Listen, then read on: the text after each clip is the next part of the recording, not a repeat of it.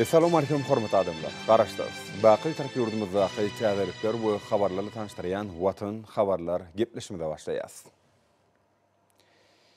Gepleşmediň başynda hormatly prezidentimiň adyna gelen gutlawlar bilen tanışýas. Ilkinji tanıştyrjak gutlawymyzda şeýle diýilýär. Onuň arhidereti Türkmenistanyň prezidenti Jenab Serdar Berdimuhammedow. Gadarly doganym. Siziň arhideretiňizde mukaddes orada bayram münasibetli tüýsürekden gutlaýan. Hem de bu bayramçylyk münasibetli mähirli gutlawlaryňyz üçin hoşallygym beýan edýän. Türkiýe Respublikasynyň adyndan wagt öz adymdan size berk jan saglyk hem de bagtyarlyk, doganlyk türkmen halkyna bolsa rowaçlyk we awadançylyk ardyp edýän.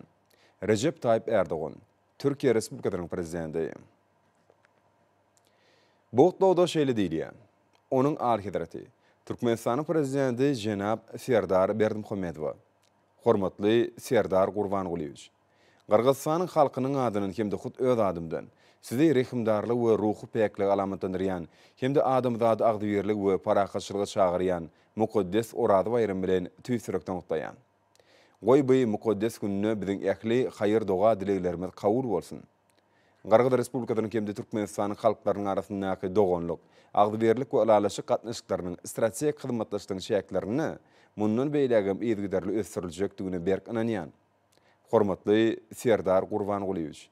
Size berk jan saglyk hem de döwlet işiňizde üstünlikleri, doganlyk türkmen halkyna bolsa parahatçylyk, rowaçlyk we awadançylyk ardyp edýän. Hormatlamak bilen Sadyr Japarow, Qırgız Respublikasynyň prezidenti.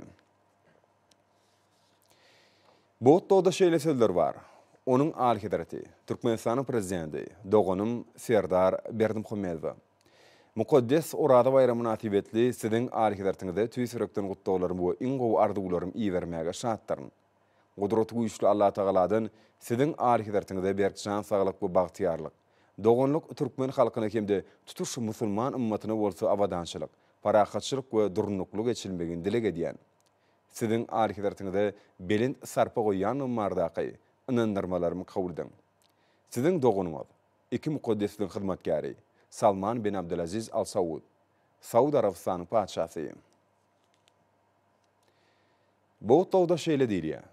Onuň arhidereti Türkmenistanyň prezidenti Jenab Serdar Berdimuhammedow. Owganystanyň halkynyň adyndan siziň arhideretiňiz hem de Türkmenistanyň dostlukly we doganlyk halkyny mukaddes orada bayram münasibetli tüýsürekden gutlamaga şatdyryn. Beýik Allah Tagaladan ähli doga dileklerimizi kabul etmegini hem de musulman ümmetine agdybirlik we awadançylyk etşilmegin dilek edýän. Siziň arhideretiňizde berk jan saglyk we üstünlikleri, Türkmenistanyň dostlukly hem de doganlyk halkyna bolsa bagtyarlyk we mundan beýlegem rowaçlyk ardyp edýän. Alhaş Molla Muhammed Hasan Ahund, Owganystanyň hökümetiniň başlygy.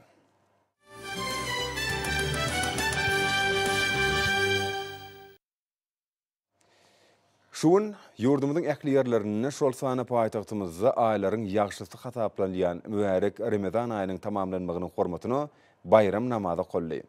Milli sene namamyzda orada bayram hökmünde möhüm orny ýerleýän bu sene halkymyzyň müň ýylliklardan göz başalýan asyrly ýörgeleri we ýagşy desturlar ygrarlygyny aňladýan. Yurdumyzyň baş şäheriniň gödül künjekleriniň birine ýerleşýän Hezreti Ömer meçidinde orada bayramynyň hormatyny okulan bayram namazy mähriban halkymyz üçin ähmiýetli bolan destur şäherlerden ötkoşdy. Ertegerlen raýatlarymyz meçitlere ýygnanyp, beýrek hoş niyetli arzuwlar aýtdylar, hemde mübarek orada bayram bilen beýrek gutladylar. Şeýle-de Ramazan aýyna berja edilen amallaryň, berilen agdaşar sadakalaryň hemde doga dilekleriň kabul bolmagy dilek edildi. Hezreti Ömer meçidinde bayram namazy başlamadan öňürtü, oňa gelen adamlar meçitde goýulan mukaddesliklere taqdim etdiler. Munyň özi ýurdumyzda asyrly ýörülge öwrülen däp desturlara aýratyn gadyr goýulýanynyň nowatdaky beýany öwrüli. Şeýle-de Türkmenistanyň müftisi bayram namazynyň öňü sirasynda Mehriban arkadamyzyň ömrümiň manysy atly kitabyna dini däp desturlarymyzy, ananç ygtykatlarymyzy beýan edýän bölümleriň bardygyny belledi. Hemde bayram namazyna gatnaşjylary hormatly Hajar Kadamynyň bu täze kitabyndan paýhatly jümleleri okap berdi. Edi cemaat hormatly arkadamynyň halkymyza bir peşkesi bar.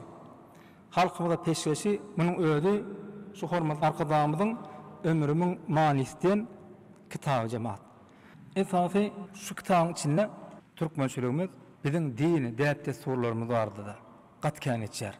Hormatly adamlar, arkadağımızın şu kitabına din meselelerini, itikat meselesi, şu hemmet bardır. Kadimete nazar dip alınyan bölümüne mene bağıma gurunları, mene bağıvanın talimatları. Hoca Ahmet Yasawa varada yeni talimatları, Necmettin Kubra, Behaveddin Nakşibendi'nin gurunları. Bunun için yende mukaddes Mekke Medine ziyaret geçen yerine hac pardı hakkında gidiyor.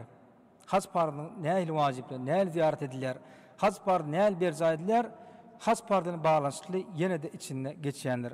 Allah'ın yardımı ve rahmeti dine ağzıyeliktedir diyor. Arkadağımız bir yerde bir Müslümanın, her bir Türkmenin ağzıyelik her bir zattan üstün tutmalıdığını bir yerlerde görkezdiler. Ağzıyelik edi cemaat bunun özü berekettir. Devlet tügünü asla yağıttan çıkarmalılar. Hormatly adamlar, arkadağımızın şu kitabına din meselelerini, itikat meselesi, şu hemmet bardır. Şu kitabın özü umuman alanda Türkmençiliğimiz içine dinimiz bilelikte halkımıza esasından yaşlarımıza şu gurunları düşünürmek için Türkmençilik yörelerimizi, Türkmençilik däpde sorularımızı bir devam etmek için hormatly arkadağımız halkımıza şu kitabı peşkeş edenler. Şeýle-de paýtagtymyň beýleki meçitlerine, welaýatlerde bayram namazy münasibetli geçirilen şäherlerde Gahryman arkadamyň ömrüniň manysy adly kitabyndan dini we dünýäwi düşünjeler baradaky maglumatlar okuldy. Munyň özü tutuş islam dünýäsinde bolşy ýaly halkymyň durmuşynda möhüm orny eýleýän gudratly Orada bayramyna aýratyn gadyr goýulýan onuň on goramaşylykly geçirilmegine himme taraplaryň tagalla edilýäniň nowataky beýanyna urly.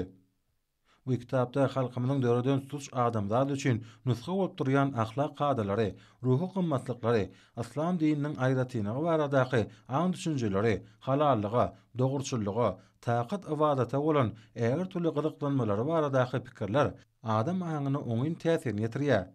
Müň ýyllaklaryň dowamynda toplanan durmuş tejribesini görkezýäli milli ýörelgiler tutuş adamlar üçin ähmetli gymmatlyklar, şol sany Orada bayramynyň hormatyna gurulýan disipli tutumlar halkymyň agzybirligini, jewitligini pogtalanýar.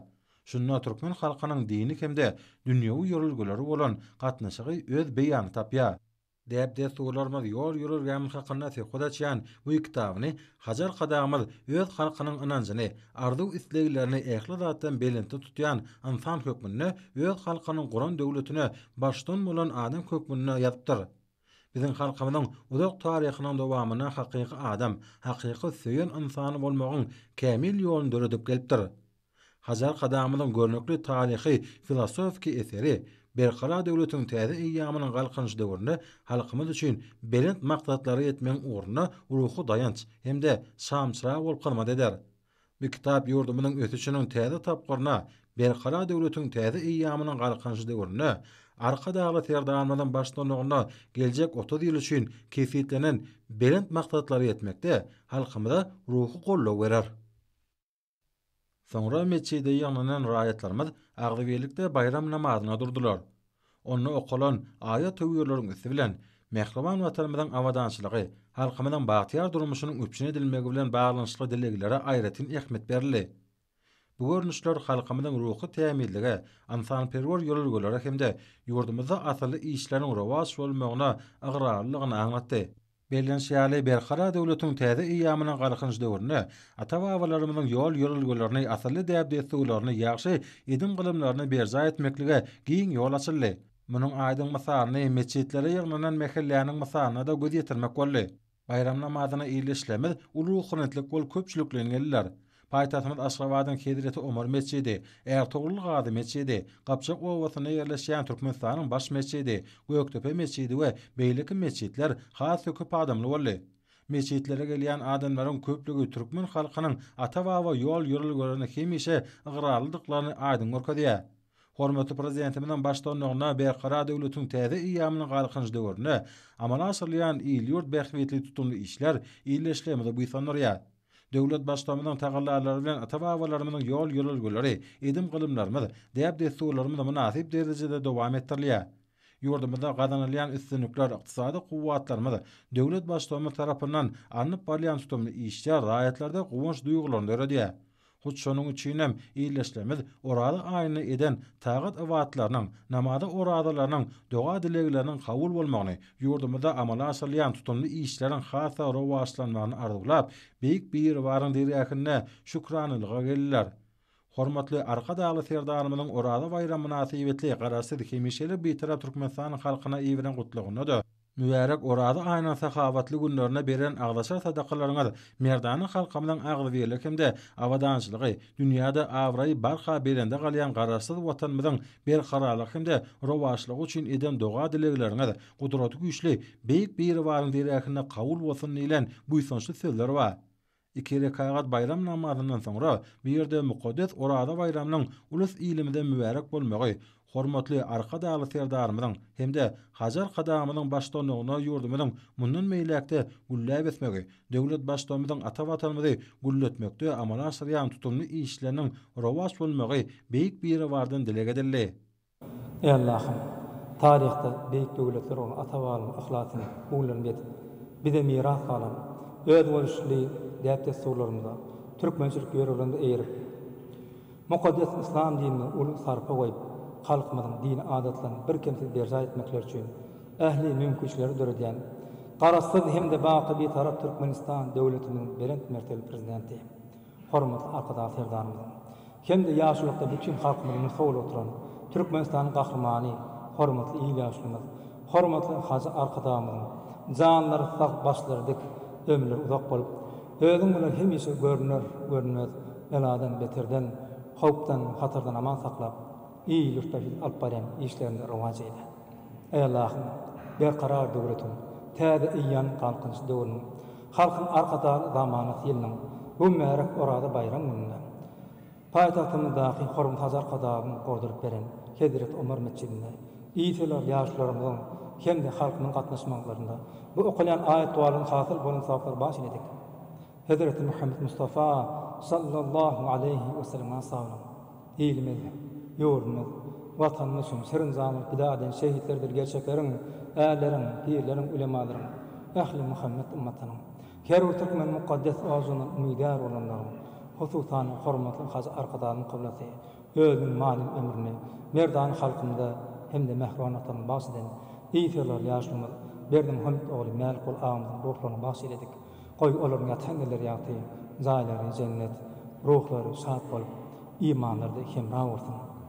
Ey Allah'ım, yalkanmagyň, insanperwerligiň, agzybirligiň, mukaddes Ramazan aýyny senin rahmetinden umydgar bolup, günnüler az beklep, geceleri tarawa namazlaryny kılıp, bugün bolsa ýurdumyň ähli künjegini bayram namazı kılmak üçin ey Allah'ım senin öýüň bedap oturan ähli iýleşlerimiziň Ramazan şerifde agzybirlikde tutan oradalaryny, jewzlikde kılan tarawa namazlaryny, jomartlyk bilen beren sadakalaryny, ihlas bilen çykan hatmy şeriflerini, hemde gollaryny galyp edip ähli dua dilerlerini öz fadly kereminden, öz kerim dergahynda kabul eyle. Ey Allah, bu diyarymyzda halkymyzyň agzybirlikde, jewzlikde hemde begenip kılýan orada bayram namazlaryny, ýylgyň agzybirligi, ýurdun paraklygy, döwletiň hasy güllap esmegi, hormatly arkadaşly serdarymyzyň hemde Hajar arkadaşyň belet başlar aman bolup, iýilikde alyp barýan işlerini rowaş almak üçin edilen ähli dua dilerleri öz kerim dergahynda kabul eyle. Ey Allah'ım, hormatly prezidentimiziň sahabatly fermanyndan bu diyarymyzda toýlanýan orada bayramy hemmäň üçin gutly märek bolsun.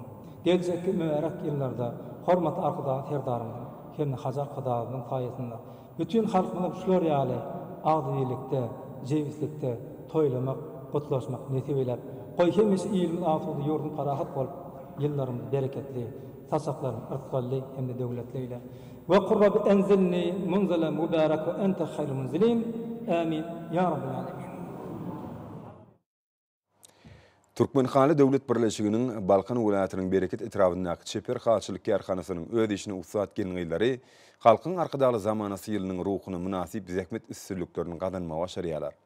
Türkmen halalarına döwrüp öwüşgün berip, gadimden galan nusxalardy keltmekde. Täze-täze nagşlar we göller döretmeň ustat hadaplanýan bereketli haçlar şu günler ýokary hilli halalar dokap, içerki we daşarky bazarlarda yerleşdirmekde ýokary netijeler gadanýalar.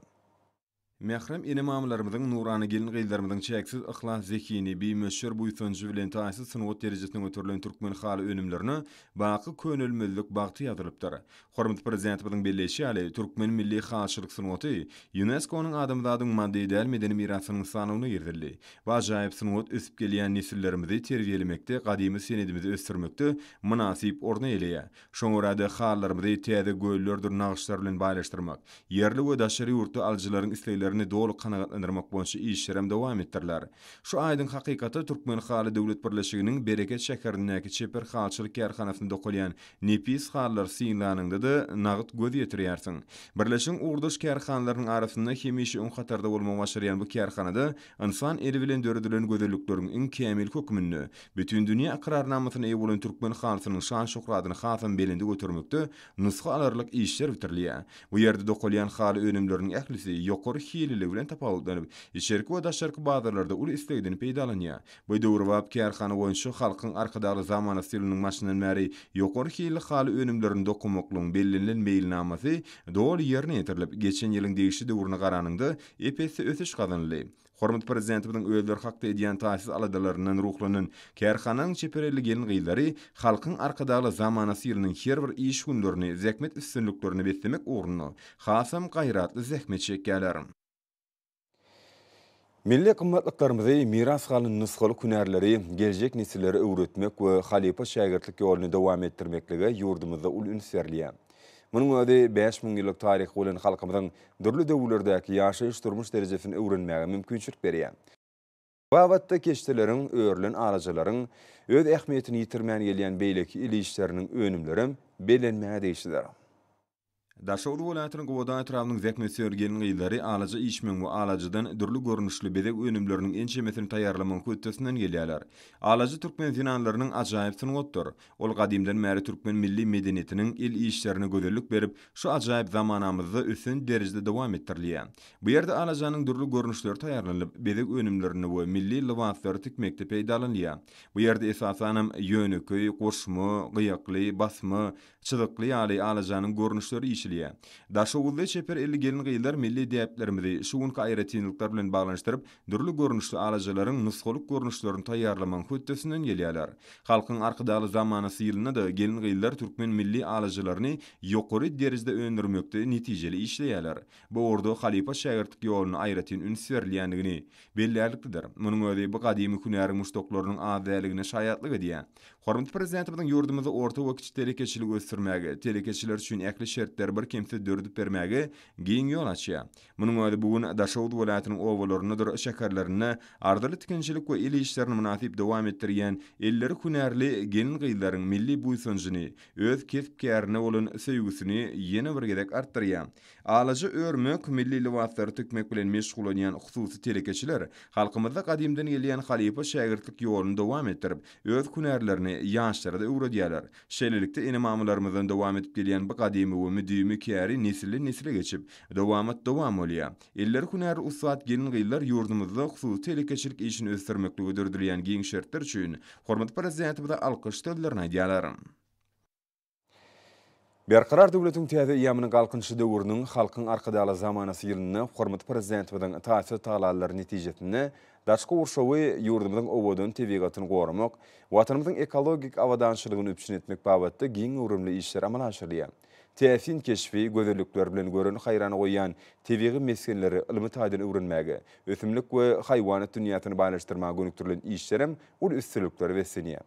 Diýarymyzyň tebigi gözelliklerini gorap saklamak, asyl nusgasyny geljek nesillerimize ýetirmek bolsa, her bir türkmenistanlynyň mukaddes borjydyr. Gözel tebigatymyzyň täsinlikleri baý owadan kunjuklaryny gorap saklamakda diýarymyzyň günnäwir sebitine ýerleşýän döwlet gorukhanylaryna netijeli işler alınıp barlýar. Eýleýän meýdan 34.600 hektara barabar bolan Repetek Döwlet Biosfera Gowrakhanasy ýurdumyzda ilkinji dördülen gowrakhanalaryň biri bolup, sähralyk reliefiniň aýratynlygy öz bolşuluk hemde özüne çekijiligi bilen tapawutlanýar. Gowrakhanyň işgärleriniň baş maksady garawmyň jümüşündäki sähra landşaftyny öwrenmekden, ösümlik we haýwanat dünýäsini gorap saklamakdan, hemde dikeltmekden ibaretdir. Gowrakhana Günnogor garawmyň merkezinde Türkmenabaş şäherinden 70 km günorta günmatarda ýerleşenler. Enşeme ýyllaryň dowamyny alynyp baralan ilmi barlyklar netijesinde gowrakhanyň çäklerini süýdemdirjileriň 29-sy, goşlaryň 202-si, süýrenjileriň 20-si, oňurgasylaryň 1343 görnüşiniň şeýle-de ösümlikleriň 32 maşgylasyny değişli, 120 görnüşiniň duş gelýänligi anyklandy. Gowrakhanadaky haýwanat faunasynyň 20 görnüşi Türkmenistanyň Gyzyl kitabyna, şolaryň içinden hem 5-ti halkara derejede Gyzyl kitaba ýerdilenler. Şol sany gowrakhanada ýurdumyzyň Gyzyl kitabyna girdilen guşlaryň 13 görnüşi hasaba alındy. Soňky ýyllarda gowrakhanyň işgärleriniň alyp barýan irginsiz işler netijesinde ýitip ýok bolma howp awanýan guşlaryň adaty sıçançy, bürgüt, ýylançy gargy, gajar, sähra göwenegi, togdary, gyzylbaş, bezeltik, huwy, çöl serçesi ýaly görnüşleriniň sany epesde artdyrmak başardy. Gowrakhanada esasan yerli ösümlikler agdyklyk edip, olaryň aglabasy enjemik häsiýetli, başga ýerde duş gelmeýän ösümliklerdir. Repetekde duş gelýän ösümlikleriň köpüsiniň dermanlyk häsiýetine ýedigi bellälikli ýagdaýdyr. Ilmi barlyklar netijesinde Repetek Döwlet Biosfera Gowrakhanasynyň şäklerini Gahrman Arkadamyň Türkmenistanyň dermanlyk ösümlikleri adly ilmi ensiklopedik kitaplaryna beýan edilýän dermanlyk ösümlikleriň ençemesiniň ösýäni anyklandy. Özbolşy sähralyk tebigaty bolan bu gowrakhana ýylyň islenlik pasynda da täsirlikleri tebigatyň gözellüklerine baý bolup görüni haýrany goýýar. Çöl sähra landşaftynyň gurulşy boýunça diýip tapawutlanýan Repetek Döwlet Biosfera Gowrakhanasynyň düzümine ýerýän ýeraji tebigi şäkli gowrakhanasy özüniň täsirlikleri owadan keşfi haýwanat dünýäsiniň baýlygy bilen, alaýatda bu ýerde duş gelýän guşlaryň köp türlügi bilen tapawutlanýar.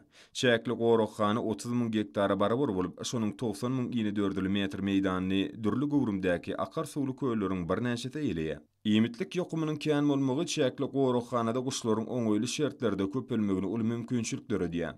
Ýeraji çäkli gowrakhanasyny degişli akar suwly köllerde balyklaryň 10 mira goly görnüşiniň duş gelýänligi, balyklaryň tebigi ýollar bilen köpelmegini ören uly amatlyklaryň bardygan bellälikdir. Ýeraji kölüne suw ösümlikleriniň mençeme görnüşleri bolup, suw faunasynyň iýmitlik düzüminiň belli bir bölegini düzýär. Şuň Gahrman Arkadamyzy Gurbanguly Berdimuhammedow agtyjaklar bilen bilelikde ýurdumyzda giňden bellenýän Urady baýramynyň sähär çaglaryny paýtagtymyzda geçen ýylyň sentyabr aýyna açylan Sewitde deň taý bolmadyk Aşgabat Sewda we Din Jarş işgörlük merkezine geldi. Gahrman Arkadamyz mukaddes Ramazan aýynyň tamamlanmagy bilen Urady baýramynyň hormatyna ýylan edilen dinç gününe agtyjaklary bilen Sewitde deň taý bolmadyk Aşgabat Sewda we Din Jarş merkeziniň dükanlaryna aýlanyp bir-de tügda etmek hemde çağlar bilen wagtyny gyzykly we peýdaly geçirmek üçin döredilen ýokary derejeli mümkinçilikleriň häzirki derejesi bilen tanışdy. Milli binagarlygyň ajaýyp däplerini hemde dünýä şäheroljuk meýillerini özüne jemleýän bir desganyň ata watanymyzyň mukaddes garaşdyrlygynyň şanly 30 ýyllyk baýram münasibetli ulanmagy berilmegi ýurdumyzyň ehli gurlar şol sanyna tügda we hyzmatlar ulgan boýunça özü üçin täze derejesine çykanlygyny görkezdi. Bir yerde uly häzirki zaman din çarşı we güýmenje bölüm ýerleşýär. Onuň düzümine körpeler hemde uly ýaşyl çağlar üçin oýun zolog ýerýär. Attraksionlaryň we oýun awtomatlarynyň üren köptürlügi haýran galdyrýar. Merkeze gelen çağlar olary uly hügüz şatlyk bilen oýnaýarlar. Toplumda oýunlar ulgamynaky üren gyzykly hemde özüne çekiji täze enjamlar goýulypdyr. Olaryň häzirki zamanyň täzeçil usullary sanly gomarkaly durundyrylmagy çağlaryň bolşýaly uly ýaşy adamlaryň hem ünsini özüne çekýär. Häzirki zaman almanyň we durmuş tejribesiniň görkezýäli, häzirki zamanyň öten tejribesi esasynda hereke edýän güýmenji merkeziniň her bir enjamy çağlaryň ukyplaryny we aň düşünjelerini ösürmekde ähmiýetli hasaplanýar. Munyň özi ýurdumyzda ödip gelýän ýaş nesilleriň okumaklary, tazaşykly öziş üçin we şadýan din jarmaklary oruna döwlet derejesinde arada edilýänliginiň aýdyň beýanydyr. Bu görnüşler Bagtyar çağlagyň ýurt hökümine karar edilen Türkmenistanyna körpe nesilleriň tazaşykly özüşiniň üpçün edilmegi, Olaryň wagtlaryny şadyan hemde peýdaly geçirmekler üçin berүү şertleriň düredilmegi bilen baglanyşly meseleleri döwlet derejesinde aýratyn ähmiýet berilýänini görkezýär. Bir karar döwletiň täze ýamynyň galkynçy döwrüni, ýurdumyzda ilatyň köpügürli isteklerini kanagatlandyrmak, ýaşaýyş durmuş üçin amatly şertler düretmek, onuň hil derejesini ýokarlandyrmak, şol sanyna öýüp gelýän ýaş nesiller üçin berүү tagallar etmek, hormatly prezidentimiziň ýol başlygyna amala aşyrýan döwlet siýasatynyň ileri sürýän ugurlarynyň birini gülli. Mehriban arkadagymyz toplumyň çagyly üçin ýetlenilen tögdä bölümlerine aýlanyp, agtajaklaryny dürli görnüşli sowgatlar satyn aldy. Görnüşýäli bir ýerde arzylar we işgärler üçin ähli şertler döredilen. Tölüg nagd we nagd däl usulla banyk plastik kartlar arkaly amal aşyrýar. Dukanlarda haritlaryň, şol sanyna günnelik istek bildirilýän haritlaryň, sowgatlyk öňümleriň giň görnüşe gedirilýär. We alyjylaryň barha artýan isteklerini kanagatlandyrmakda aýratyn möhümdir. Dukanlaryň bizik aýratynlyklary barada aýdylany bolsa, onu milli ýörelgelere möhüm ähmiýet berilipdir. Bu bolsa her bir dukanyň biziginiň öýe bolşy sözgüde eýdigini görkezýär we öýüni çekijiligini has artdyrýar. Soňra mehriban arkadagymyz agtajaklary bilen birlikde toplumyň çaýhanasyna geldi. Bu ýerde garbanmak hemde günortaňlyk we agşamlyk naharyny edinmek üçin ürendirli görnüşli şertler bar. Bu ýerde gahryman arkadagymyz çaý başynda agtajaklarynyň okuwlary, olaryň öwrenýän hünerleri bilen gyzyklandy. Tüýjin ygmatlar bilen çaý içýän çagylar, okuyuşlary, aýratyn höwüz edýän ogullary barada atalaryna uly şatlyk bilen gurrun berdiler. Gahryman arkadagymyz agtyklarynyň jogaplarynyň hoşal bolup, olaryň gyzyklanmalaryna, höwüslerine gowany. Bir karar döwletiň täze ýamynyň galkynçy döwrüni, halkymyzyň asyrlaryň dowamyny döreden we dünýä nusgalyk mihmansöýürlük däpleri täze ajaýyp öwüşgüne eýe bolup, hyzmat ediş we tögdä ulgamynaky häzirki zaman innovasiýalaryny özüne jemleýär.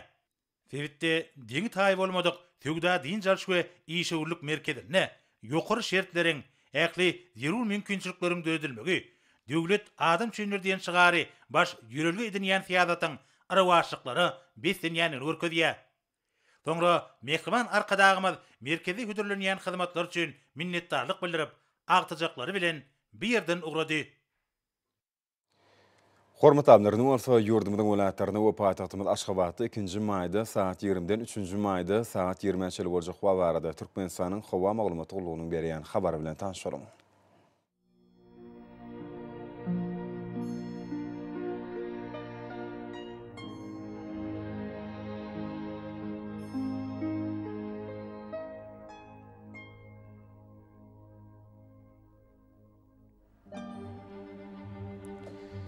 Balkan welaýatyny ütkäp durýan bulut hawa bolup askim ýağış ýagar. Demirad kunmatardan týyldys kuntu 9-14 metre ýetýän şemal ufer. Hawa gijefne 11-16 gradus, gündüzüne 19-24 gradus, kenarky taraplaryna bolsa 13-18 gradus maýl bolar. Ahal welaýatyny ütkäp durýan bulut hawa bolup ýağış ýagar, ýyllarym çakma mümkin. Demirad kunmatardan týyldys kuntu 8-13 metre ýetýän şemal ufer. Hawa gijefne 12-17 gradus, gündüzüne 19-24 gradus maýl bolar. Mara welaýatyny ütkäp durýan bulut hawa bolup ýağış ýagar, ýyllarym çakma mümkin. Demirad kunmatardan týyldys kuntu 9-14 metre ýetýän şemal ufer. Hawa gijefne 12-17 gradus, gündüzüne 19-24 gradus maýl bolar.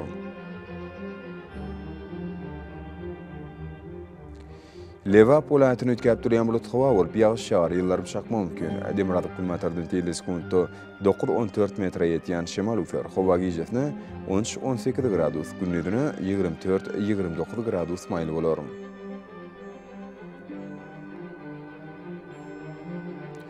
Daşowd welaýatyny ütkäp durýan bulut hawa bolup ýağış ýagar, ýyllarym çakma mümkin.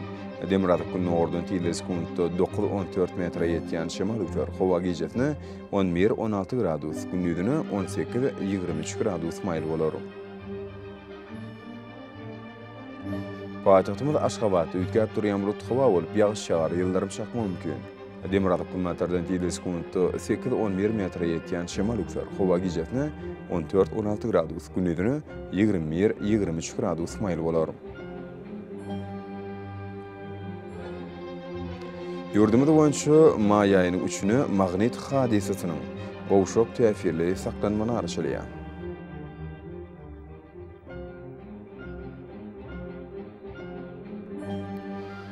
Ediz watandaşlar, ýaz pasyny günüň dowamyny howanyň derejesiniň üýtgäp durýanlygyny nazar alyp, pasylyň aýratynlyklaryna laýyklykda geyinmegi, şeldeki ýazyrky wagtda howada tozan bölejikleriniň kadydan 3 göterim artmagy we howanyň akymynyň üýtgemegi bilen baglanyşykly.